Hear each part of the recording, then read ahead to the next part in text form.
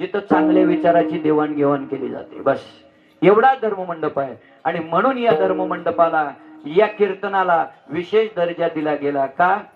त्याचं कारण आहे, या कीर्तनाने उद्धार होईल कलियुगामध्ये असं सांगितलं. कलियुगी उद्धार हरीच्या नामे. आणि म्हणून आपण या ठिकाणी सर्वजण एकत्र आलेलो आहेत. त्याचं एकच कारण आहे, गुरुपूजन सोहळा आहे माता पित्याचा. आता एक विचार करा, माणसाचा जर आपण विचार केला, माणसाच्या 3 अवस्था आहेत. किती? पहिला आहे बालपण, दुसरा आहे तरुणपण, तिसरा आहे म्हातारपण, आणि शेवटला सरपण. शेवटला काय? सरपण. बालपण, तरुणपण आणि म्हातारपण. बघा, बालपण संस्काराने शोभतंय, बालपण संस्काराने शोभतंय, तरुणपण त्यागाने शोभतंय, आणि म्हातारपण भजनाने शोभतंय. भजनाने विठाला विठाला विठाला.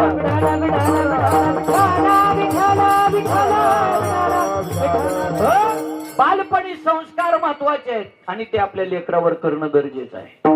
मुलासाठी संपत्ती कमवून ठेवण्यापेक्षा मुलंच कमवा. लक्षात आलं? मुलासाठी संपत्ती कमवून ठेवण्यापेक्षा मुलगा संपत्ती सांभाळण्याच्या लायकीचा बनवा. हे खूप महत्वाचं आहे. कारण या असणाऱ्या महाराष्ट्रामध्ये 2 जिजाऊ झाल्या. 2.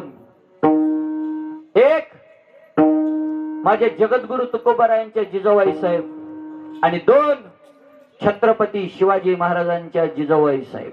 2 जिजाऊ झाल्या. त्याच्यातली एक जिजाऊ आहे ज्या जिजाऊन परमार्थ जिवंत ठेवण्यासाठी, एका जिजाऊन आपल्या असणाऱ्या धर्मासाठी किंवा असणाऱ्या भक्तीसाठी आपला पती या महाराष्ट्राला दिला, ते म्हणजे माझे जगद्गुरु तुकोबार आहेत. आणि दुसऱ्या जिजाऊन या महाराष्ट्राला वयाच्या 16व्या वर्षी रायरेश्वराच्या मंदिरात जाऊन स्वतःची करंगळी कापून रक्ताचा अभिषेक घालून पहिला तोरणागड सर केला, ते म्हणजे माझे छत्रपती शिवाजी महाराज आहेत. एकीनं आपले पती दिले आणि एकीनं आपला मुलगा दिला. त्या 2 जिजाऊ आहेत बरं का.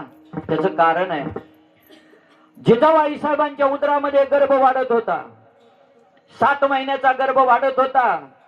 आणि कर कर कर कर दात खायचे, मुठी वळवायच्या, घोड्यावर बसणं, दांडपट्टा चालवणं, तलवारबाजी करणं, या सगळ्या गोष्टी त्या ठिकाणी जिजाऊ आईसाहेबांनी गर्भामध्ये छत्रपती शिवाजी महाराजांना शिक्षण दिलं. म्हणून तर 19 फेब्रुवारी 1630 रोजी या महाराष्ट्राच्या मातीला असा मोहरा मिळाला की त्यांचं नाव या महाराष्ट्रातच काय पण जगाचा राजा झाला, ते म्हणजे छत्रपती. माझ्या जिजाऊची पुन्नाई कशी आली ओ फळाला, माझ्या जिजाऊची पुन्नाई कशी आली ओ फळाला. तो बापांचा बाप वाघ शुभा जन्मला, तो बापांचा बाप वाघ शुभा जन्मला, बापाचा बाप वाघ शुभा जन्मला, तो बापाचा बाप वाघ शुभा जन्मला. माझ्या जिजाऊची पुन्नाई कशी आली ओ फळाला, माझ्या जिजाऊची पुन्नाई कशी आली ओ फळाला. तो बापांचा बाप वाघ शुभा जन्मला, बापांचा बाप वाघ शुभा जन्मला, तो बापाचा बाप वाघ शुभा जन्मला, तो बापाचा बाप वाघ शुभा जन्मला.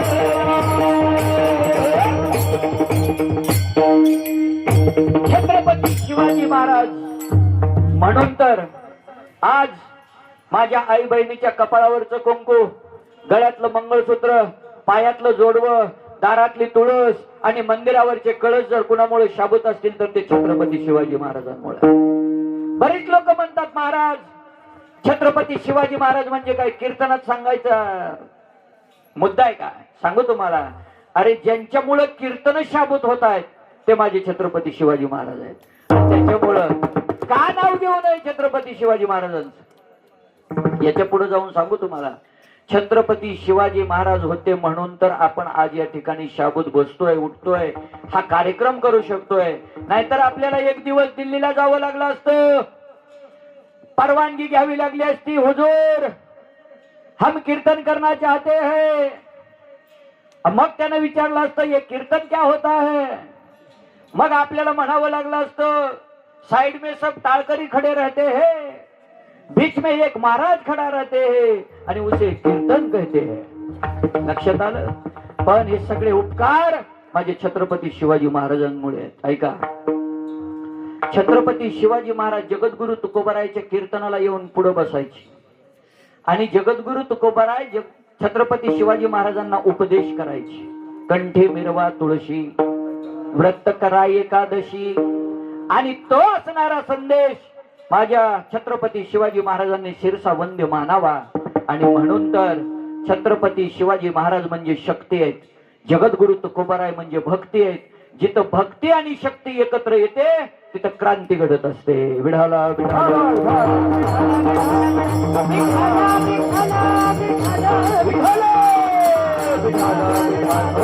याचं कारण आहे बालपण संस्कारानं शोभत आहे. आणि बालपणी माझ्या छत्रपती शिवाजी महाराजांना जिजाबाई साहेबांनी संस्कार दिले. बरं का, मुलगा एकच असावा, एकच असावा, छत्रपती शिवाजी महाराजासारखा असावा. एकच असावा, माऊली ज्ञानोबारायासारखा असावा. एकच असावा, जगद्गुरु तुकोबारायासारखा असावा. नाहीतर नसलेला बरा. मी जालन्याला कीर्तनाला गेलतो, एका बाईला 12 लेकरं होती. किती? 12 लेकरं होती. आता मी म्हणलं आई सर ठीक आहे 12 मुलं आहेत तुम्हाला, पण संध्याकाळी झोपवताना ह्यांची कशी नावं लक्षात राहतात तुमच्या. ते म्हणले महाराज मी तुमच्या पुढची आहे. म्हणलं काय झालं. म्हणली ह्यांची नावच मी अशी ठेवली लक्षात राहण्यासारखी. म्हणलं कशी? जानेवारी, फेब्रुवारी, मार्च, एप्रिल, मे. त्याच्यामुळे म्हणली काय काळजी नाही. एकाच असावा, छत्रपती शिवाजी महाराजांसारखा असावा. पुत्र व्हावा ईसा गुंडा, त्याचा तीही लोकी झेंडा. आपले कसे सांगू, आपले पुत्र व्हावा ईसा गुंडा, त्याच्या हातात हिरो होंडा, आई बापाला मारी तो धोंडा, बायको पुढं घोळतो.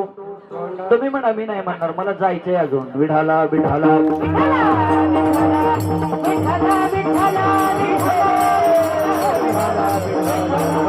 म्हणून बालपण हे संस्काराने शोभत आहे, तरुणपण हे त्यागाने शोभत आहे. बालपणी संस्कार महत्वाचे आहेत आणि तरुणपणी त्याग महत्वाचा आहे.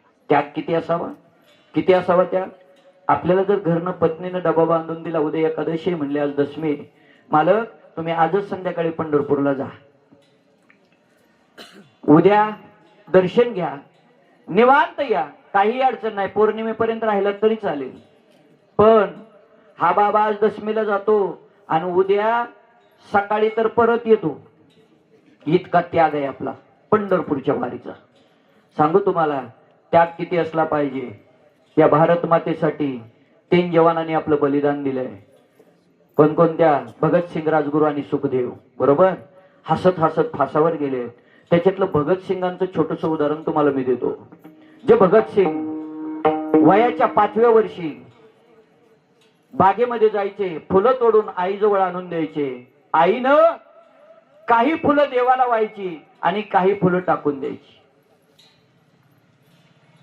एके दिवशी भगतसिंगांना आईला विचारलं, आई एवढी काट्या कुट्यातून मी फुलं तोडून आणतो, काही फुलं देवाला वाटेन, काही फुलं टाकून देते, असं का करते. भगतसिंगाच्या आईनं सांगितलं, भगत याचं उत्तर मी तुला काही दिवसांनी नंतर देईन, तुला अजून समजत नाही. पुढं वयाच्या 17व्या वर्षी जालियनवाला बाग हत्याकांड झालं आणि त्या हत्याकांडामध्ये भगतसिंगांना दोषी ठरवलं.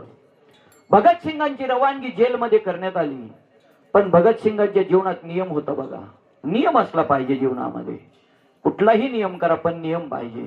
तुळशीला पाणी 1 तांब्या रोज घालणं हा सुद्धा नियम आहे. रोज 1 तांब्या तुळशीला पाणी घातलं तरी सुद्धा तो नियम आहे. पण नियम करताना नित्य केला पाहिजे. कसा केला पाहिजे? नित्य. आणि जे नित्य नियम करतात तेच माऊलीला आवडतात. नित्य नियम करतात तेच माऊलीला आवडतात. त्याचं कारण आहे, माऊली हरिपाठात सांगतायत, नित्य नेमनामी ते प्राणी दुर्लभ लक्ष्मी वल्लभ तया जवळी लक्ष्मी वल्लभ तया जवळी लक्ष्मी वल्लभ तया जवळी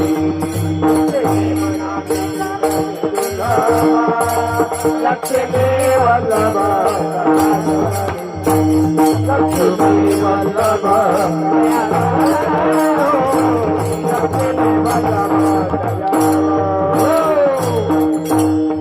नित्य नेमनामी ते प्राणी दुर्लभ दुर्लभ सांगितले अशी लोक दुर्लभ का की जे नित्य नेम करतात ते लोक दुर्लभ आहेत. भगतसिंगांच्या जीवनामध्ये जेलमध्ये गेले भगतसिंग, पण भगतसिंगांचा नियम होता काय, भल्या पहाटे 4 वाजता उठायचं, जोर बैठका काढायच्या, व्यायाम काढायचा, दष्टपुष्ट शरीर पिळदार शरीर भगतसिंगांनी कमवलं होतं.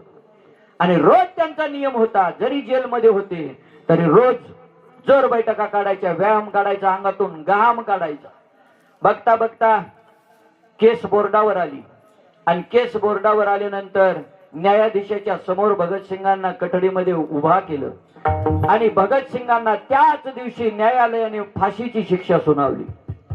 फाशीची शिक्षा सुनावल्यानंतर भगतसिंगांच्या फाशीचा दिवस निश्चित झाला. उद्या आता भगतसिंगांना फासावर लटकवणार आहे, म्हणून आज भगतसिंग निवांत झोपले नाही. भगतसिंगांनी ठरल्याप्रमाणे रोजच्या नित्य नियमानं भल्या पहाटे 4 ला उठलेले आहेत, अंगातून घाम काढलेला आहे, व्यायाम काढला, जोर बैठका काढल्या, 6 वाजेपर्यंत व्यायाम केला. 6 वाजता जेलर आला. जेलरने बघितलं आतमध्ये भगतसिंग व्यायाम काढतायत. भगतसिंगांकडे हसला जेलर आणि बोलला, ए भगत, अरे तुला आम्ही आता 8 वाजता फासावर लटकवणार आहे, 8 वाजता तू फासावर जाणार आहे आणि खुशाल जोर बैठका काढतो, काय करायचं म्हणले हे शरीर कमवून. भगतसिंगांना सांगितलं, ए जेलर, मूर्ख आहे म्हणले तू, तुला अक्कल नाही. कसं काय? त्यानं सांगितलं, अरे मी लहान होतो 5 वर्षाचा, माझी आई मला बागेमध्ये फुलं तोडायला लावायची. मी आईला विचारलं, आई काही फुलं देवाला वाहते, काही फुलं टाकून देते, असं का करते? माझ्या आईनं मला उत्तर दिलं होतं, भगत, कोमेजलेली सुकलेली फुलं देवाला आवडत नसतात, ताजी तवानी टवटवीत फुलं देवाला आवडतात, म्हणून ताजी ताजी फुलं देवाला वाहते, सुकलेली फुलं टाकून देते. अरे माझ्या आईला जर फुलं वाहताना देवाला ताजी तवानी फुलं व्हावी वाटतात, टवटवीत फुलं व्हावी वाटतात, अरे या भारत मातेसाठी मी फासावर जाणार आहे, या भारत मातेसाठी मी फासावर लटकणार आहे, आणि मग माझा असा निस्तेज चेहरा घेऊन जर मी फासावर गेलो, कोमेजलेला चेहरा घेऊन जर मी फासावर गेलो, तर ही भारत माता ती मला तिच्या पोटामध्ये उदरामध्ये घेणार नाही, म्हणून जोर बैठका काढतोय आणि म्हणून तर हसत हसत फासावर जाणार आहे.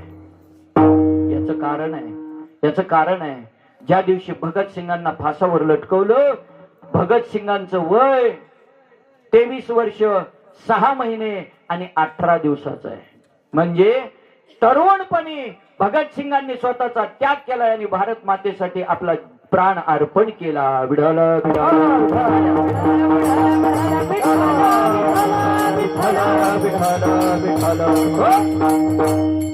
बालपणी संस्कार, तरुणपणी त्याग आणि म्हातारपणी भजन. बस म्हातारपणी भजनच करायचं. रात्री एक म्हातारा असं 85 वर्षाचा हात थरथर करत होता आणि माझ्या पुढे आलाय, मला म्हणते, महाराज मला न पेटी वाजवा वाटते. आता इतका हात थरथर करत असल्यावर कुठल्या पट्टीवर म्हाताऱ्याचं बोट पडेल? ठराविक काळामध्ये परमार्थ केला पाहिजे. ठराविक काळ आहे. तरुणा भाग्यवंत नटे हरी कीर्तनात. तरुणपणी त्याग आहे आणि म्हातारपणी भजन आहे. भजन. बस. आता तुम्ही म्हणाल आम्ही आयुष्यभर भजन केलं. आपण आयुष्यभर जरी भजन केलं तरी शेवटला मुखाला त्याचं नाव येईल याची गॅरंटी. आणि ज्याच्या शेवटला मुखाला नाव आलं त्याचा उद्धार आहे. ऐका, अंतकाळी ज्याच्या नाम आले मुखा, अंतकाळाला त्याच्या मुखाला नाव आलं पाहिजे आणि त्याचं नाव मुखाला येण्यासाठी अनेक जन्माचं पुण्य पाहिजे. म्हणून नामदेवरायांनी म्हटलं बघा, जन्मजन्मी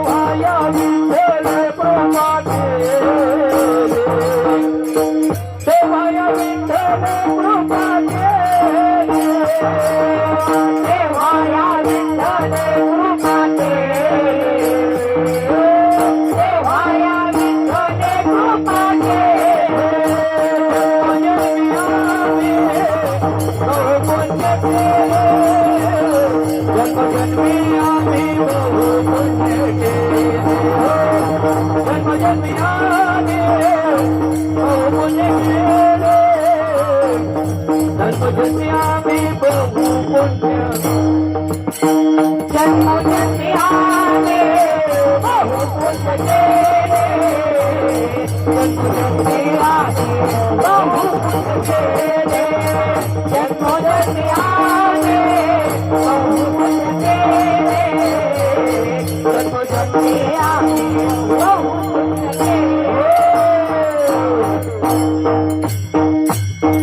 अनंत जन्माची पुण्याई लागते तेव्हा माणूस धर्ममंडपामध्ये येतो. अनंत जन्माची पुण्याई लागते तेव्हा असा मातृपितृ पूजन सोहळा होत असतो. लक्षात आलं का? 28 युग झालं विटेवर उभा आहे. किती? 28 युग झालं विटेवरती उभा आहे. कशामुळे उभा आहे? कशामुळे उभा आहे? त्याचं एकच कारण आहे. ज्या पुंडलिकानं आई वडिलाची सेवा केली, ज्या पुंडलिकानं आई वडिलाची सेवा केली आणि त्याचा भाव पाहिला, पुंडलिकाच्या भावार्था गोकुळी हुनी झाला येता. बस पुंडलिकाचा भाव पाहिला आणि इथं आला. आणि इथं आल्यानंतर दिंडोऱ्या वनामध्ये आई वडिलाची सेवा करत बसला. वीट भेरकावून दिली. 28 युग झालं तिथं उभा आहे. अजूनही देव विटेवरून खाली येत नाही आणि अजूनही पुंडलिकाची सेवा संपलेली नाही, बर का? आणि जोपर्यंत पुंडलिकराय बोलवत नाहीत खाली, तोपर्यंत तो खाली येऊ शकत. कारण देव हा भक्ताचा अंकित आहे. देव भक्ताचा अंकित आहे. देव भक्ताशिवाय राहूच शकत नाही. म्हणून मी सांगत असतो बघा, देवाची सेवा करून आई वडील मिळतील का नाही याची गॅरंटी नाही. ऐका बरं का वाक्य. देवाची सेवा करून आई वडील मिळतील का नाही याची गॅरंटी नाही, पण आई वडिलाची सेवा करून देव मिळवता येतो. विठाला विठाला विठाला.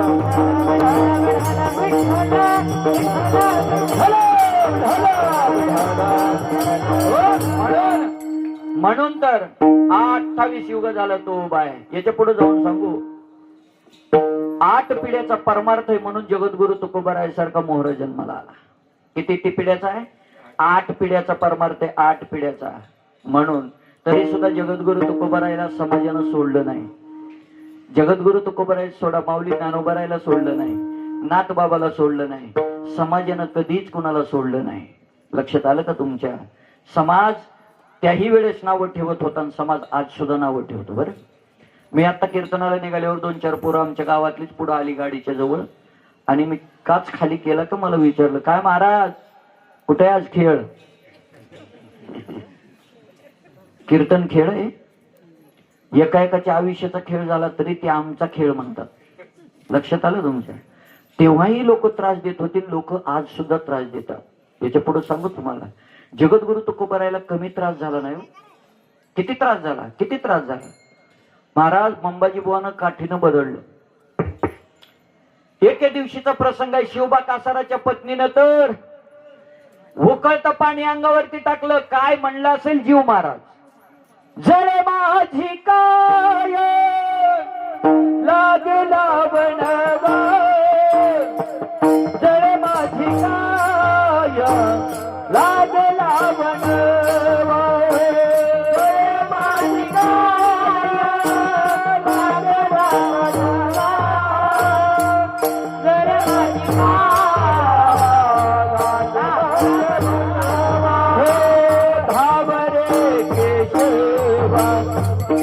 माय बापा धावरे केशवा, माय बापा धावरे केशवा, माय बापा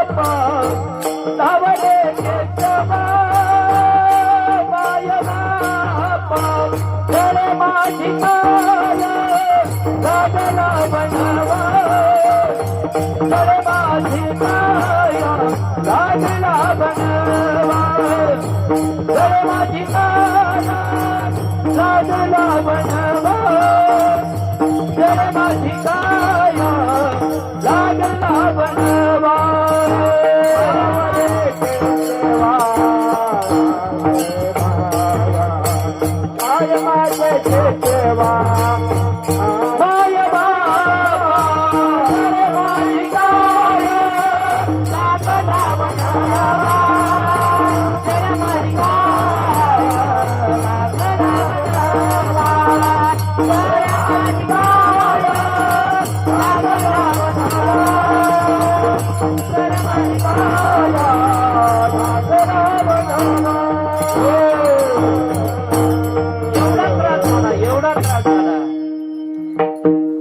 अंगाचा दाह झाला. याच्या पुढं दुर्गा देवी सारखा दुष्काळ त्यांच्या जीवनात पडला. सगळी अन्नधान्याची कोठार रिकामी केली, देववासियांना वाटून टाकली. पण एक दिवस त्यांच्यावरती असा आला, स्वतःची पत्नी अन्न करून मेली, स्वतःचा मुलगा अन्न करून मेला, तरुण भाऊ घर सोडून निघून गेला. पण माझ्या जगद्गुरु तुकोबारायांनी पाठीमाग वळून पाहिलं नाही. जाळोनी संसार बैसलो अंगणी किंवा संसाराच्या नावे घालून या शून्य संसाराच्या नावे घालून या शून्य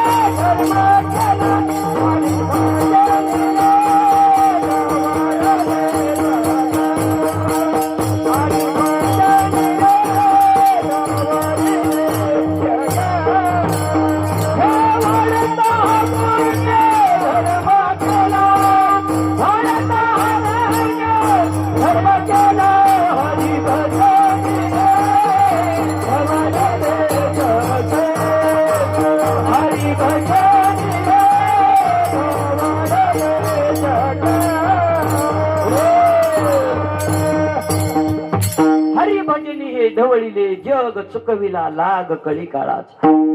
कळी काळावरती ज्यांनी विजय मिळवला ते जगद्गुरु तुकोबार आहेत. जगद्गुरु तुकोबारायांसारखं पुरुषार्थ अजून या जगात कोणी केला नाही. सलग 3 वेळा वैकुंठाला जाणं, वैकुंठाहून परत येणं असा पुरुषार्थ अजून कोणी केला नाही. ऐका, एकदा आपली लाडकी कन्या भागीरथी हिच्यासाठी वैकुंठावरून खाली, 2 आपले लाडके पटशिष्य निळोबार आहे यांच्यासाठी, आणि 3 14 टाळकऱ्यापैकी 1 टाळकरी संताजी जगनाडे यांच्यासाठी. लक्षात आलं? 3 वेळेस वैकुंठाला जाणं, सदेह वैकुंठावरून माघारी येणं. तरी लोक नावं ठेवतात, तरी लोक नावं ठेवतात, तरी लोक म्हणतात जगद्गुरु तुकोबारायांचा खून झाला. आणि जगद्गुरु तुकोबारायला न्यायला आलेले विमान खोटे का? मग आमचं एकच आहे, येथ वडील जे जे करीती तया नाम धर्म ठेवीती. बस आम्हाला जे आमच्या माऊली ज्ञानोबा जगद्गुरु तुकोबाराय आमच्या संत महात्म्याने सांगितले त्यांच्यावरती आमचा विश्वास आहे. संताची ये पायी हा माझा विश्वास, सर्व भावे दास झालो त्यांचा, सर्व भावाना आम्ही त्याचं दास आहेत. त्याच्यामुळे जगद्गुरु तुकोबारायच्या जीवनामध्ये इतकी जरी संकट आली तरी महाराजांनी मागं वळून पाहिलं नाही. म्हणून जगद्गुरु तुकोबारायला साधकानं प्रश्न केला, महाराज तुम्ही सांगता आम्ही अशी भक्ती केली, कशी केली, किती त्रास झाला, किती संकट आली तरी मागं वळून बघितलं नाही. मग महाराज सांगा ना, तुम्ही या जगामध्ये जन्माला आलेला व्यक्ती कोणता भक्ती करत नाही? तुम्ही सांगता आम्ही भक्ती केली, आम्ही भक्ती केली, आम्ही भक्ती केली. सांगा ना महाराज, या जगात कोण भक्ती करत नाही? माऊली सांगतात या जगामध्ये आलेला प्रत्येक माणूस कुठल्या ना कुठल्या देवाची भक्ती करतो. कोणी अंबाबाईची करीन, कोणी येडेश्वरीची करीन, कोणी खंडोबाची करीन, कोणी पांडुरंगाची करीन, कोणी कृष्णाची करीन. अनेक प्रकारच्या भक्ती आहेत. पण भक्तीच करत नाही असा माणूस हे जगात दाखवा. माऊली सांगतात, देखे मनुष्य जात सकळ, स्वभावताची भजनशील, झाली असे केवळ माझे ठाई कस.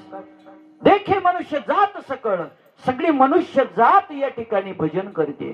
आणि तुम्ही सांगता आम्ही भक्ती केली, आम्ही भक्ती केली. महाराजांनी सांगितलं, बाबा तुमच्या भक्ती करण्यात आणि आमच्या भक्ती करण्यात फरक आहे. कसं काय फरक आहे? तुमचा परमार्थ म्हणजे देखोविकीचा आहे. कसला आहे? देखोविकीचा. म्हणजे काय? पाठीमागून आलं आणि पुढे चाललं, याला म्हणायचं देखोविकीचा परमार्थ. एकानं केलं म्हणून दुसऱ्याने करायचं, याला म्हणायचं देखोविकीचा परमार्थ. आषाढी एकादशीचा दिवस सगळे वारकरी पंढरपुरात, सगळे पंढरपूर फुल्ल भरलेलं आहे, सगळे रस्ते तुडुंब आहेत. आणि महाद्वार रस्त्याने एक महाराज फेटा बांधून पाठीमागे चालले. रावळाच्या पाठीमागे एका मठात कीर्तन होतं. महाराज रस्त्याने निघाले, पुढे चोपदार आहे, पाठीमागे चोपदार आहे. महाराज मधून निघालेले. चोपदार कसा तरी रस्ता काढत काढत काढत पांडुरंगाच्या मंदिराच्या उजव्या बाजूने निघालेले पाठीमागे. एवढ्यात एक जणांना लांबून बघितलं. कीर्तन लक्ष देऊन ऐका बरं. झोपा लागलेत का? चहा सांगू का? असंच म्हणलं मी, चहा सांगू का? एक जण म्हणला, आण बरं चहा. कुठं आलं तर कीर्तन आपलं सांगा. वा.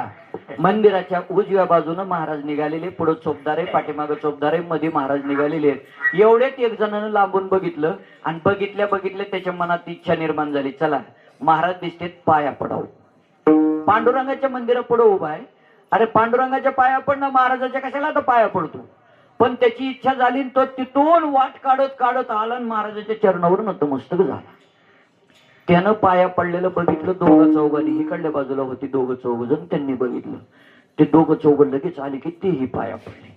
त्या चौघाचं बघून 10-12 जण जुळले की अजून तेही पाया पडले. त्या 10-12 जणांचं बघून 5-50 जणांचा मेळा आला. असंच महाराजाच्या जवळ महाराज पाया पडता पडता महाराज खाली पडला. एवढी गर्दी, महाराज खाली पडला. फेटा इकड धोतर इकड, सगळा राडा झाला महाराजाचा. शेवटी त्या चोपदारानं असं बुक्या मारल्या, त्याला कोपरखाळ्या घालून माणसं बाजूला काढली. महाराजांनी फेटा सावरला, उपरनं घेतलं व्यवस्थित आणि पुन्हा मार्ग काढत निघून गेले महाराज. जो पहिल्यांदा पाया पडायला आलता त्याला विचारलं, का हो कुठले होते महाराज? तो म्हणला, आपल्याला काय माहिती, कस काय पाया पडला? वाटलं मला पडावं म्हणून पडलो. पुन्हा त्या दोघा चौघाला विचारलं, का हो तुम्ही? म्हणजे तो पडला ना, आम्ही म्हणून गेलो त्याच्या पाठीमागे. पुन्हा त्या 10-12 जणाला विचारलं, तुम्ही? म्हणजे ते दोघं चौघ गेलेली बघितली. याला म्हणायचं देखोविकीचा परमार्थ. याला म्हणायचं एकानं केलं की दुसऱ्याने करावं वाटतं, त्याला म्हणायचं देखोविकीचा परमार्थ. एका खोलीमध्ये मास्तराने विचारलं पोरांना, सांगा एका खोलीत 11 मेंढ्या कोंडल्या, एक सोडून दिली, आत किती राहिल्या? 10. सांग रे किती? हा, किती राहिल्या? 10. आणि मग सगळ्या 50 पोरं वर्गात 10 सगळ्या पोरांना विचारलं. 49 पोरांनी उत्तर दिली 10 10 10 10. आणि शेवट एक राहिला होता, त्याला विचारलंच नाही. त्याला विचारलं नाही. गुरुजी म्हणले चला आता पुढचं शिकवतो. ते एकटं उठलं. तो म्हणला, हो गुरुजी मी राहिलो ना. म्हणले माट्या, 49 लोक पोरांनी उत्तर दिले तेच तू देणार, त्याच्यात काय वेगळं आहे का? एका खोलीत 11 मेंढ्या कोंडल्या, एक सोडून दिली, खाली किती राहिल्या? सगळ्यांनी 10 सांगितलं. तू काय वेगळं सांगणार आहे का? तो म्हणला माझं उत्तर वेगळंच आहे. ज्याला खरं माहिती असतं त्याला दम निघत नाही. तो म्हणला माझं उत्तर वेगळंच आहे. सांग बरं म्हणले मग. तो म्हणला एकही नाही. कसं काय? तो म्हणला मेंढ्याची जातच अशी, एक गेली का तिच्या मागे सगळे निघून जात. लक्षात आलं? ह्याला म्हणायचं देखोविकीचा परमार्थ. त्याला म्हणायचं एक गेलं का त्याच्या मागे सगळे जातात. आणि मग जगद्गुरु तुकोबाराय म्हणले तुमचा परमार्थ तसा आहे, माझा परमार्थ तसा नाही. किती कष्ट झाले, किती त्रास झाला. अरे 4092 अभंगाचा गाथा, जो जीवनाचं सार त्या गातेमध्ये जगद्गुरु तुकोबारायांनी लिहिलंय.